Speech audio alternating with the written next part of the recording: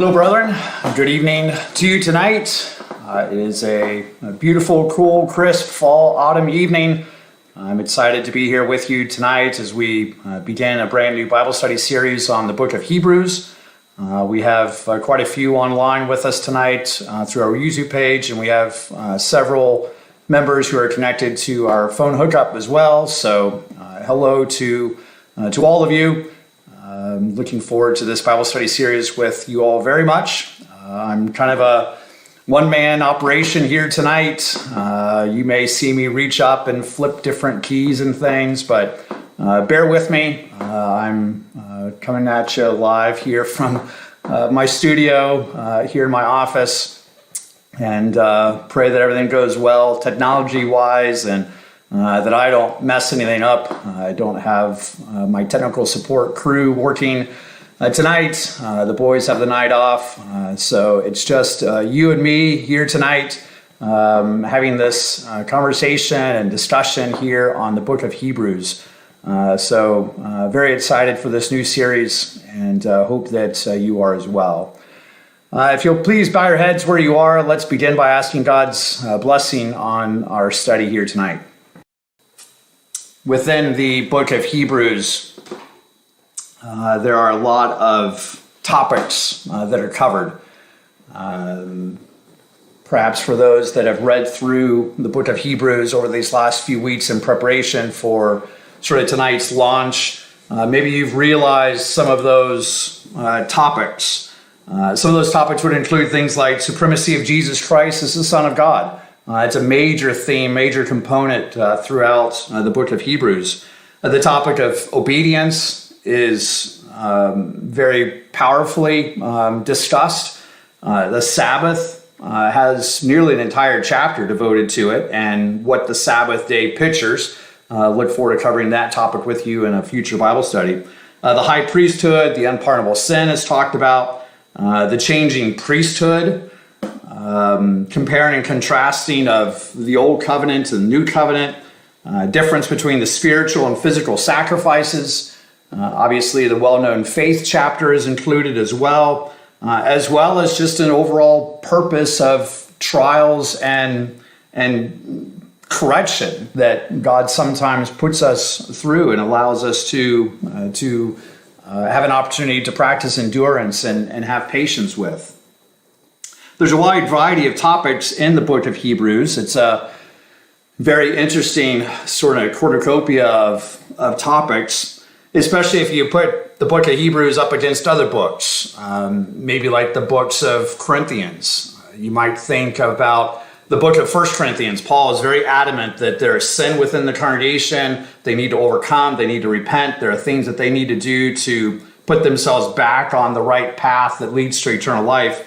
That's a very concise theme for that first book of Corinthians. And then he follows up then with the second letter to that same church where he's praising them and thanking them for overcoming and being faithful and dealing with sin and realigning their life with God's way of life.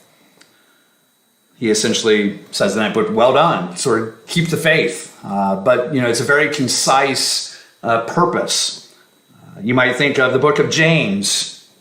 The book of James is a very Christian living-oriented book. It can be a very encouraging book.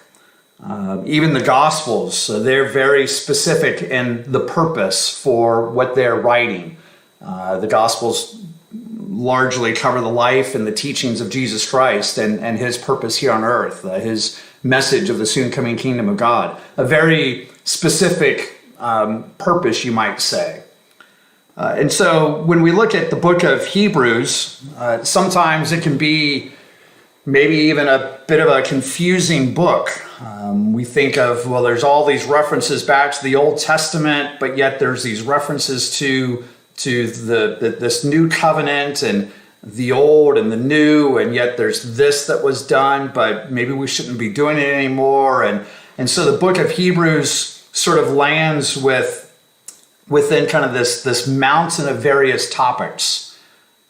I look forward to going through this book with you over the next many months because as we'll begin to see tonight, and certainly as we roll out here every other Wednesday night with these Bible studies, we'll see that it's not sort of this cornucopia, this wide variety of topics, but yet the writer here is very focused on what his purpose is within this letter. When we understand the background to the book of Hebrews, when we understand who wrote it and why he wrote it and who he wrote it to, then the purpose behind the book becomes very, very clear. And so I hope to lay that foundation for you tonight. It's a very exciting study this evening as we sort of expose, if you will, that some of that background to help make the purpose of the book become clear for the future Bible studies that we'll go through. So tonight as we begin, I want to start with simply the question, who wrote the book? Who wrote the book of Hebrews? We want to start here because by identifying the author, I have essentially 8 points as to why it is who we'll say it is.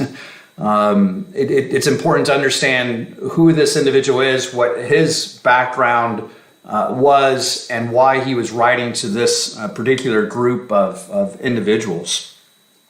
So for the purpose of this Bible study series, we're going to be working from the premise that it is the Apostle Paul who wrote the book of Hebrews.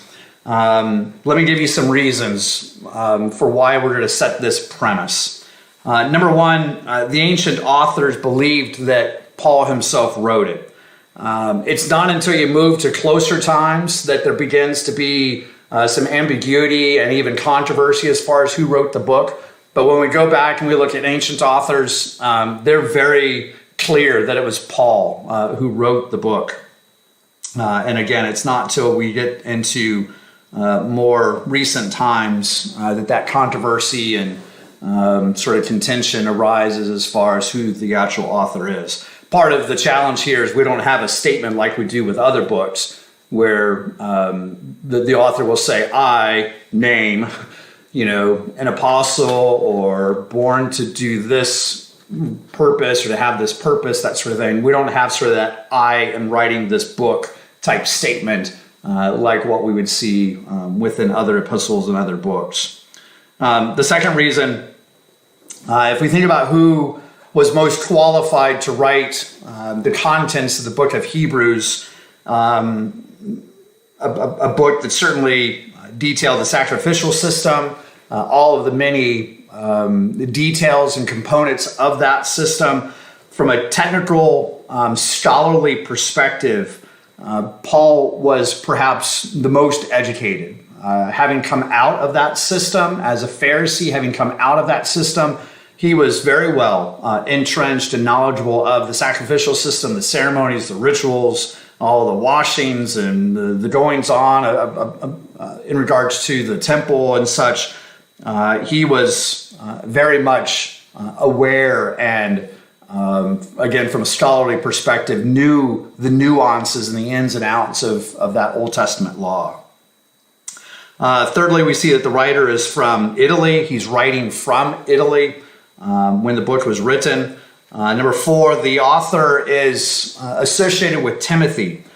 Timothy, we know from other books, was Paul's sort of understudy, if you want to use that phrase. He was Paul's companion. And so we see associations within the book of Hebrews that points to Timothy being a close companion. And so we'll call that reason number four. Number five is, of course, the general writing style. This is not largely disputed among scholars. There's a lot of individuals that believe that the writing style does match Paul's. Number six, it's the pattern of letters. The pattern of letters. Paul wrote 14 letters, and this point sort of dovetails in with the next point. But number six here, the pattern of letters. Paul, we believe, wrote 14 letters. We're very familiar with 13 of them. They're not disputed at all. He wrote to 7 churches, and of those 7 churches, he wrote 9 different letters. You might think of the 7 churches that he wrote to, plus then you also have a second repeat with the church at Thessalonica, and then a second letter that he wrote to the church at Corinth. So we have 9 total letters that he wrote to 7 churches. He also wrote the pastoral epistles. Those are the books of 1st and 2nd Timothy, Titus, and Philemon. So those 4 pastoral epistles, there's no dispute that Paul wrote those as well. And then again, for the context of this Bible study, we believe that he also wrote the book of Hebrews. Now what's interesting, and we'll get to this point a little bit more in detail, think to the churches of those 7 churches that he wrote to. Who was that audience? What maybe sort of nationality, if you want to say it that way, what race? Who were those seven churches? Who were those letters written to those 7 churches? In a similar vein, when we talk about the pastoral epistles, who was he writing to? Who was his audience? And then tonight, later on, we'll cover who the audience was for the book of Hebrews, and that will dovetail nicely. So keep that sort of in the back of your mind. Number 7, again, dovetailing with the previous point here, is the order of the text. The order of the text. Perhaps you didn't realize that there's 2 main ways to order the books of the New Testament.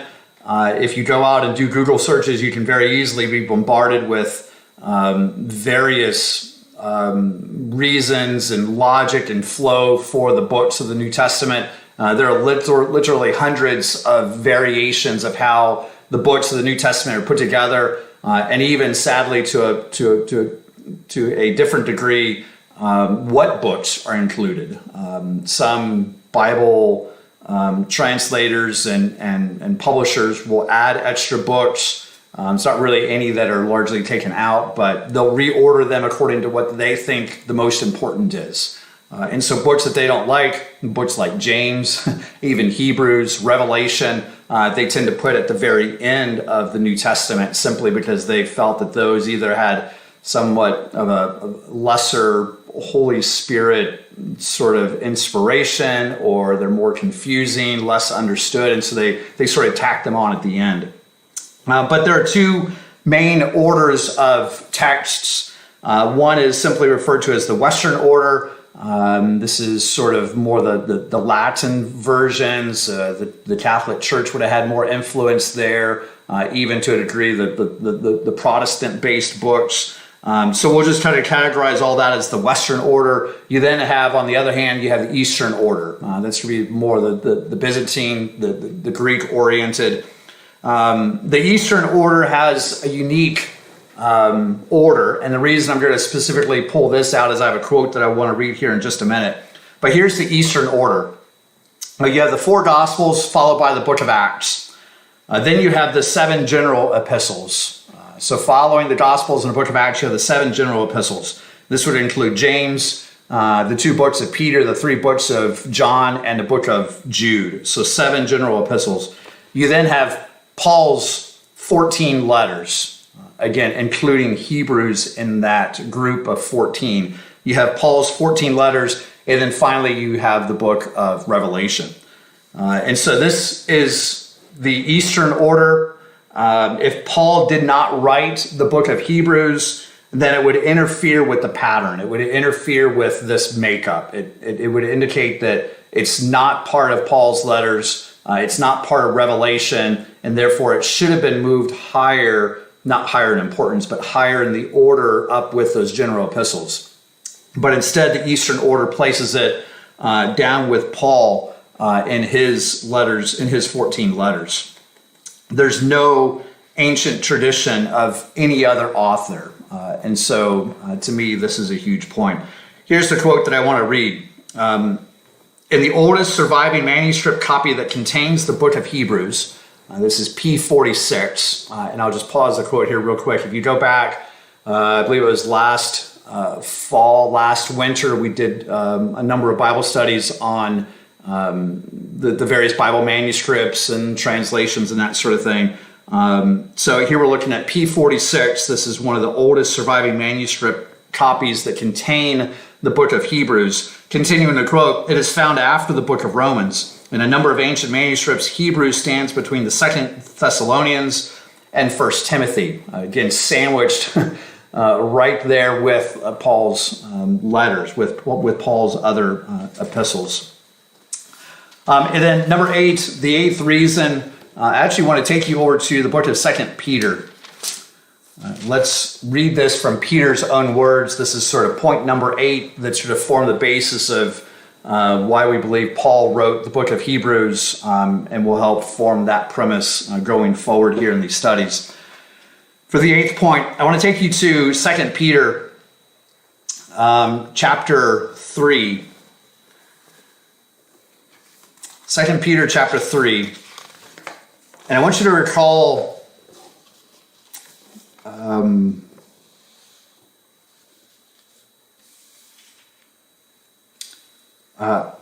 here in 2 Peter chapter 3, I want you to notice 2 verses. Let's notice verses 15 and 16. 2 Peter chapter 3, verse 15. Consider that the long suffering of our Lord is salvation, as also our beloved brother Paul, according to the wisdom given to him, has written to you, as also in all his epistles, speaking in them of these things, in which are some hard things to understand, which untaught and stable people twist to their own destructions, as they do also the rest of the scriptures. In some ways, it's a very stinging statement here from Peter. Paul also, he says, has taught you, and yet people like to twist things, and they're ungodly for doing so. Peter here essentially says they're twisting things which will lead to their own destruction, essentially. The phrase I want to pull out, though, is at the end of verse 15. As also our brother Paul, according to the wisdom given to him, has written to you, verse 16, as also in all his epistles. This phrase, all his epistles, in the Greek is a very difficult translation into the English. But the Greek is very clear that this article of speech says that all of these were Paul's epistles. Peter, we know, wrote to the Israelites, right? Peter was sent to the Jews. He was one of the apostles that was sent to that group of God's people.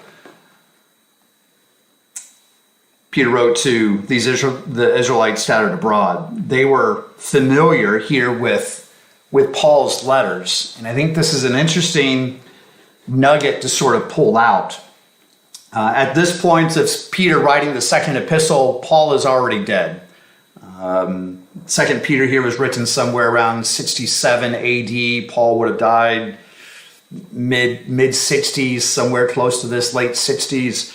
But it's believed that by the time Peter wrote 2 Peter, the second epistle by Peter, Paul would have already been dead. And so here he's making this reference back to the Israelites. He's making this reference back to Paul. Now, why is this significant?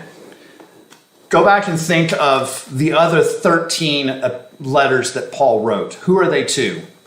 All of them are to Gentile areas, aren't they? Corinth, Thessalonica, Ephesus. These are the church at Rome. These are all letters. All 13 of these letters are all written to these churches that are sort of Gentile based. They've come out of the Gentile world. They've come out of this Greek society, and they're trying to learn these Jewish teachings. They're trying to learn about the Sabbath and what foods to eat and not eat, that sort of thing. So why would Peter here in this verse be referring to this letter that Paul would have written to the Israelites? I think this is a very curious thing. Peter wrote to the circumcised, but yet Paul primarily wrote to the Gentile, those converted Gentiles. Which of Paul's writings would Peter be referring to here in verses 15 and 16? Peter's audience, again, is Israelites. Paul's audience largely were converted Gentiles. And yet we have this statement here from Peter, again, presumably after Paul's death, that Paul had written to them, and that these individuals should take heed of what Paul wrote and the important things that Paul was saying to them. The only one of the 14 letters by Paul written to the Israelites was the book of Hebrews. So I think this is a very powerful eighth and concluding point here for our premise that we're going to work from, which is that Paul wrote the book of Hebrews. Next, I want to sort of go back in time. I want to go back to the Feast of Pentecost. We're going back to about 56 AD. This is some 25 or so, almost 25 years after the New Testament church began. There was a series of events that were set in motion. The Apostle Paul at this time was being accused of watering down the old law, watering down various things. James comes to him, talks to him, and says, hey, Paul, there are these rumors floating about, right? Everyone needs to know that you're not against the temple, because these rumors are floating about saying you're against the temple, you're against the sacrifices, you're against sort of these old covenant sort of rules and laws. And so James comes to him and says, we need to address these rumors, because I, James, know that you, Paul, are not against them. And so we need to sort of try to help get in front of this rumor and correct the rumor. There are these guys who need to renew their vows. James tells Paul, there are these guys that need to renew their vows. So what do you think of this idea, Paul? Why don't you go with them into the temple, renew their vows, and we'll sort of send the signal across these Israelite territories that you are still very much for the temple, its system, the priesthood, the sacrifices, rituals, etc., etc. Participate with them, and essentially word will get around that you're still in line. Paul, surprisingly, was okay with that idea. Let's, just for a quick reference here, let's go back to the book of Acts. Acts chapter 21. We read of this account. Acts chapter 21.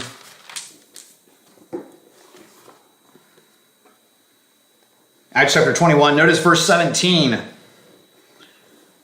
When we had come to Jerusalem, the brethren received us gladly. On the following day, Paul went in with us to James, and all the elders were present.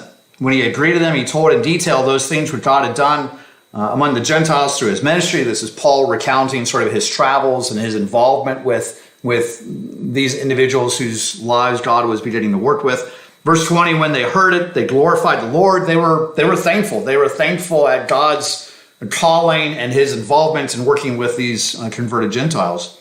And they said to him, you see, brother, how many myriads of Jews there are who have believed, and they are zealous for the law. But they have been informed about you that you teach all the Jews who are among the Gentiles to forsake Moses, saying that they ought not to circumcise their children, nor to walk according to the customs. What then? The assembly must certainly meet, for they will hear that you have come. Therefore, do what we tell you. We have 4 men who have taken a vow. Verse 24, take them and be purified with them, pay their expenses so that they may shave their heads, and that all may know that these things of which they were informed concerning you are nothing. But keep that to yourself. Also walk orderly and keep the law.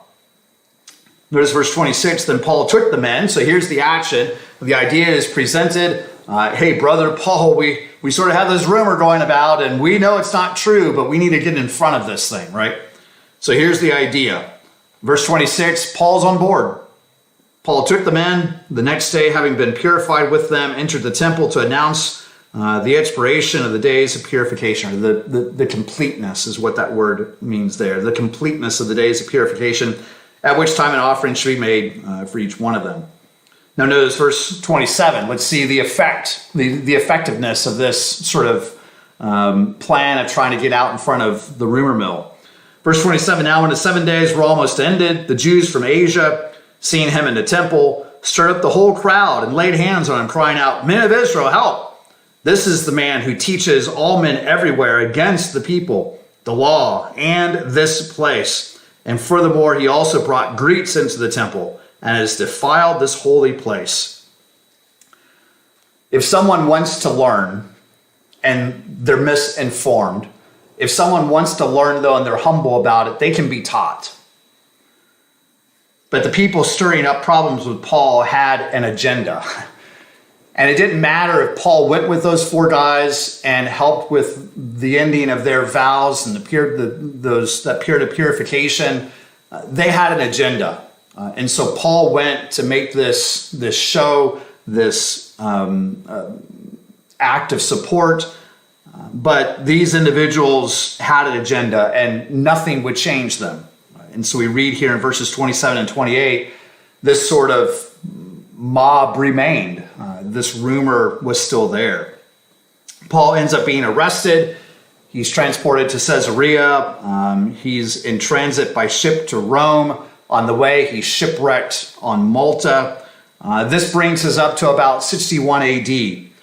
James, the Apostle James, is murdered somewhere 62 AD. The high priest at that time led a mob in order to murder James. So he dies 62 AD. Jerusalem here is the main recipient of the letter of Hebrews. That letter obviously would go to Jews elsewhere, but Jerusalem was the main recipient of that particular letter. In 7 more years, skipping forward in time here, in 7 more years, the church would flee. They would flee Jerusalem right after Pentecost. This would be the summer of 69. The Romans come in, they murder, they burn the temple. This is AD 70. The Jews up to that time were never distant from the temple. They understood the Old Testament. They understood the significance of those laws and the commands there. They understood the temple system and its priesthood and the various washings and ceremonies and things that went with it. They understood Jesus Christ paying for sin, but there were still ceremonial things with the temple going on. There were rules that determine the going in and coming out, the participating in various temple responsibilities. And so then when these Jews look back at verses or letters that were recently distributed, like Matthew chapter 24, it would ring loudly in their ears as they approached AD 70 and the destruction of the temple and Jerusalem being burned and all of that. Sections of scripture like Matthew 24, again, these letters would have been circulated at this point. We have the destruction of the temple that's prophesied there in Matthew 24. We have signs of the end age. There's a huge section in Matthew 24 about the Great Tribulation. It sure sounded like the events surrounding AD 70. Again, put yourself in the place on the ground in Jerusalem. You fled to the mountains in the summer of 69. The Romans came in, totally sacked Jerusalem AD 70. They burned the city. They ruined the temple. They destroyed it. There's tremendous persecution within the area. The Jews have fled. And now there's these recounts of Matthew chapter 24. It sure sounds similar, doesn't it? Paul dies just before this, somewhere mid to late 60s. But again, by 70 AD, the Gospels of Matthew, Mark, and Luke would have already been written. They were being distributed at some level. And so people are thinking, this must be it, right? This must be the end time. Christ is returning. Israel will be reestablished as a nation. Things will be sorted out. Jesus will sort it all out, right? It was prophesied in Matthew 24, and look at all these events, right? Some very powerful imagery, real life imagery going on.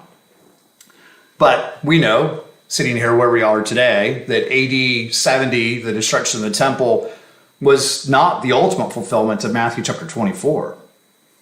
Let's go to the book of Hebrews. Let's notice chapter 13. Hebrews chapter 13. And let's begin reading in verse 9. Paul writes, Hebrews chapter 13 and verse 9, do not be carried about with various and strange doctrines, for it is good that the heart be established by grace, not with foods which have profited those who have been occupied with them. We have an altar from which those who serve the tabernacle have no right to eat. For the bodies of those animals whose blood is brought into the sanctuary by the high priest for sin are burned outside the camp. Therefore, Jesus also, that he might sanctify the people with his own blood, Jesus here being a type of sin offering, sanctified the people with his own blood, suffered outside the gate. Therefore, let us go forth to him outside the camp, bearing his reproach. For here we have no continuing city. The word continuing here means the word permanent. We have no permanent city, but we seek the one to come. This verse pops with all kinds of meaning when we put Hebrews in its accurate historical context. Paul here is writing this letter somewhere AD 64, 63, somewhere in that area. Paul is foreshadowing, right? He's saying, hey, in a number of years, this temple is not going to be anymore. It's not going to stand. These opportunities to go in and come out of the temple, the animal sacrifices, all that will be done away with. The temple will be dispersed, will be destroyed. God's people will be scattered. And he's preparing them. Jesus Christ himself was sacrificed outside the camp. Therefore, we also go forth to him. We also go outside the camp. Paul here is trying to help the Jewish people at the time with this prophecy of how to deal with things. When the temple is destroyed, what do? When animal sacrifices are no longer allowed because there is no more temple, there is no altar, what do? How do you handle the priesthood? How do you handle these ceremonial requirements that we find back in the Old Testament? How do you deal with this? We have to look at the book of Hebrews as a book that foreshadows what is about to happen about 7 years from the time it's written. Paul writes this book to the Jews there in Jerusalem to help them begin to get in the mindset of this transition that's about to take place. It was written in order to prepare them for the coming destruction of the temple. Remember that Judaism was created by men out of the true single religion of God. Judaism was raised higher than the law of God. Its ceremonies, its rituals were elevated to the point of burdening the common Jew. Jesus Christ offers strong rebukes. We read this throughout the Gospels. He offers strong rebukes to the Jewish leaders because of their traditions of men. They're elevating their own traditions above God's law. He is fought. He is challenged as being blasphemous. Many of the Christians, especially in Jerusalem, had continued to cling to these ritualistic systems of the Old Covenant even after conversion.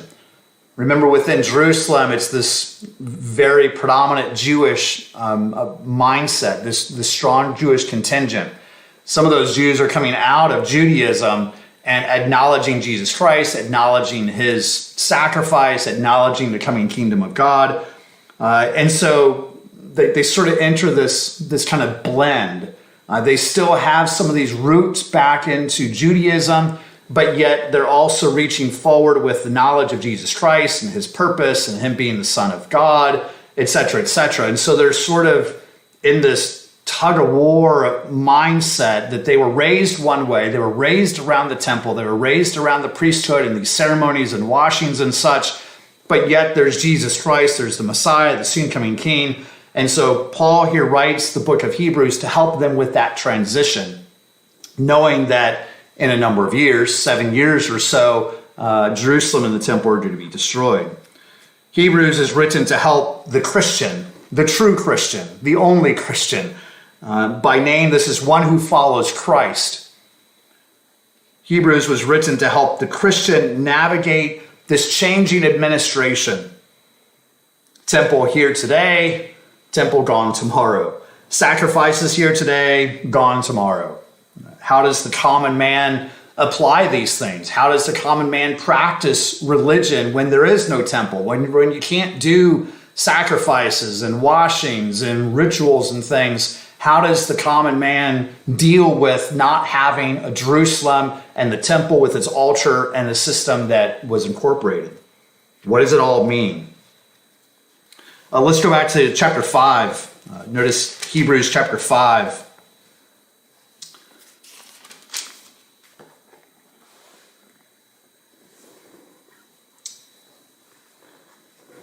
Hebrews chapter 5. Notice verse 11. We'll read into chapter 6 here, but let's begin Hebrews chapter 5 and verse 11. Of whom we have much to say and hard to explain, since you have become dull of hearing. Who is he talking to? Who is the audience? He's talking to the converted Christian Jews here in Jerusalem. Right? They've come out of Judaism. They've come to an understanding because of God's calling. They've come to an understanding of who Jesus Christ is, his life, his death, his sacrifice, this overall picture of the kingdom of God. Paul here is saying we have a lot to say. We have a lot to explain. But you've become dull of hearing. You've been hearing things over and over again. And yet you're wanting new knowledge. And Paul's trying to take them back and explain this transition.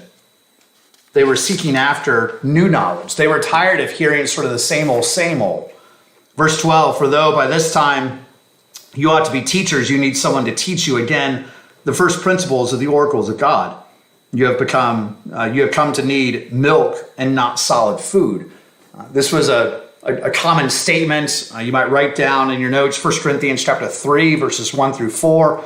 Paul makes a similar statement regarding milk and solid food, milk and meat, that sort of analogy.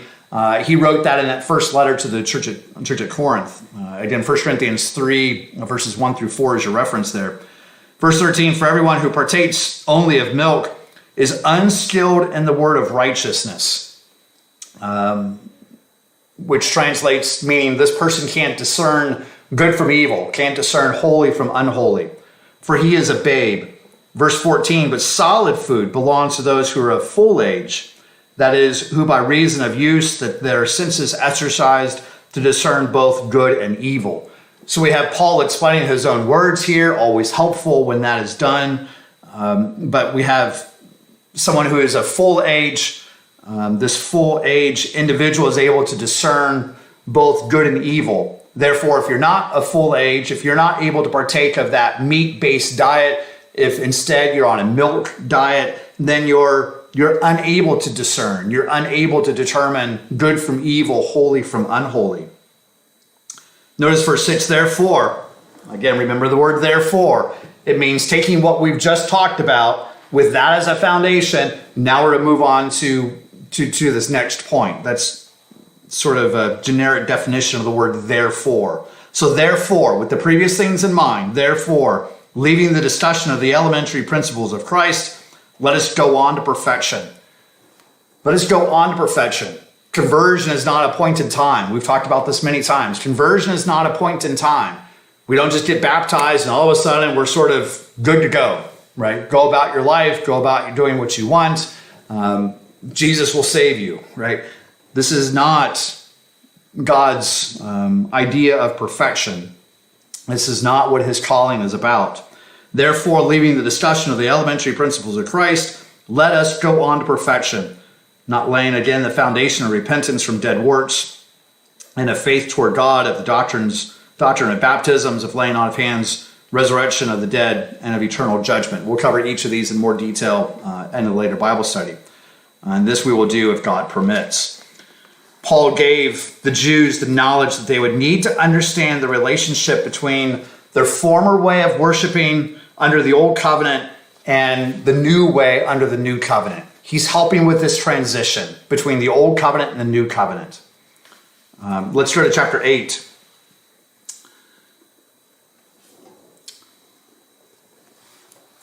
Chapter 8 and verse 1. We'll read verses 1 and 2 here. Hebrews chapter 8, verse 1. Notice, now this is the main point of the things we are saying. We have such a high priest who is seated at the right hand of the throne of the majesty in the heavens, a minister of the sanctuary. This word means administration. The minister of the administration, the minister of the sanctuary, and of the true tabernacle. It's a Greek word that literally means tent, which the Lord erected and not man. You can write down in your notes Acts chapter 7, verses 45 through 48 for another reference here, another side reference. Paul here is exhorting the Jewish Christians here in Jerusalem to leave the past and to go on to perfection. The church, the body of believers, is the true tabernacle. The physical temple was a shadow. It was a shadow of something that would come later, something that was being foreshadowed by that physical temple. Why is the physical temple a shadow? Well, largely to a degree because God placed his presence within the Holy of Holies, within that temple, within the old tabernacle system, within the old temple system. God's presence was in that Holy of Holies section of the tabernacle. But now where is God's presence? Where does he reside now? It's not in a tent. It's not in a tabernacle. Many verses to consider here as far as where God's Spirit dwells. I'll give you one reference, 1 Corinthians 3, verse 16, where Paul very boldly says, you are a temple of God, that the Spirit of God dwells in you. No longer do we have this physical temple. Now that physical temple has been destroyed, 70 AD, it has been destroyed, and through the indwelling of God's Spirit, God lives within us. God is dwelling in us. So again, we see Paul helping with this transition. We have to keep this point in mind as we go through the book of Hebrews, because the whole book is based on this premise that Paul is helping with this transition. Right? Paul is helping, he's foreshadowing this temple destruction that would occur 7 years down the road, and he's trying to help the Jewish Christians here in Jerusalem and in other places as well, but primarily here in Jerusalem, to help them with this transition, so they can begin to wrap their minds around what they need to do when this happens, and in preparations for this changing of administration, if you want to phrase it that way. Let's notice Hebrews chapter 13.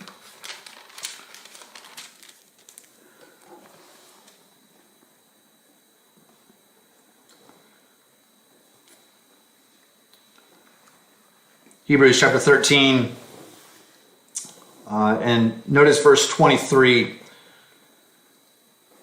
Again, Paul here is in Italy at the time. We believe the book of Hebrews to be written somewhere around 62 AD. The Jews would flee 7 years later in 69. The temple would be destroyed in 70. So we date the book somewhere around 62 AD, again, shortly after the death of James. Notice Hebrews chapter 13, verse 23. Know that our brother Timothy has been set free, with whom I shall see you if he comes shortly. Greet all those who rule over you, and all the saints. Those from Italy greet you. So where's Paul writing this letter from? He's not writing it from Corinth or from any other place. He's actually writing from Italy here, back to the people there in Jerusalem. So he's writing from Italy. There's also this reference to Timothy. Paul's ready to make a trip. He's ready to sort of leave the area. And Timothy, we know from other accounts, was arrested. And here Paul is anticipating his release and has the hopes that they would be able to travel together. Remember, Timothy is sort of Paul's his companion, his understudy, if you will. So again, Paul is in Italy at the time, dating the book somewhere around 62 AD, shortly after the death of James. Let's look at one final verse here. Hebrews chapter 13 and verse 7. Hebrews 13:7. Remember those who rule over you. Or this word rule means to lead or to teach. It's not a beating, master-slave type relationship. But the word rule here is this word that means leading or teaching. Remember those who rule over you, who have spoken the word of God to you, whose faith follow, considering the outcome of their conduct.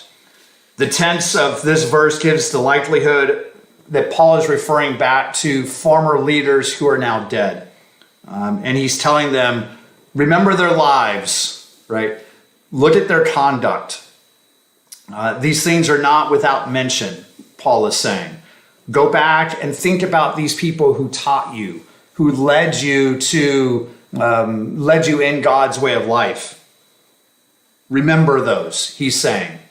And I think there's application here for us, faithful ministers, faithful others who have gone before us that have been good leaders, who have taught righteous teachings. Paul is saying here, go back and remember what they said. They lived a life, right? There's a connection here between God's word, the word of God, and their conduct. So we have the listening, we have the learning, but then we also have the action, right? We don't see those two things being disconnected. They're joined together here. Paul is joining them together. They acknowledged God's way of life. They believed in God's way of life, and then they acted on it. Go back and look at them, consider their lives, look at their conduct. Again, as a sort of a recap, Paul writes the book of Hebrews to prepare the Jews, the Jewish Christians, the converted Jewish Christians about the coming issues. There would be the coming Messiah. A Jewish understanding of the Messiah was not like we know. He's the son of David, but the Jews at that time thought not necessarily the son of God, right? This was the contention between the Jews and Jesus Christ.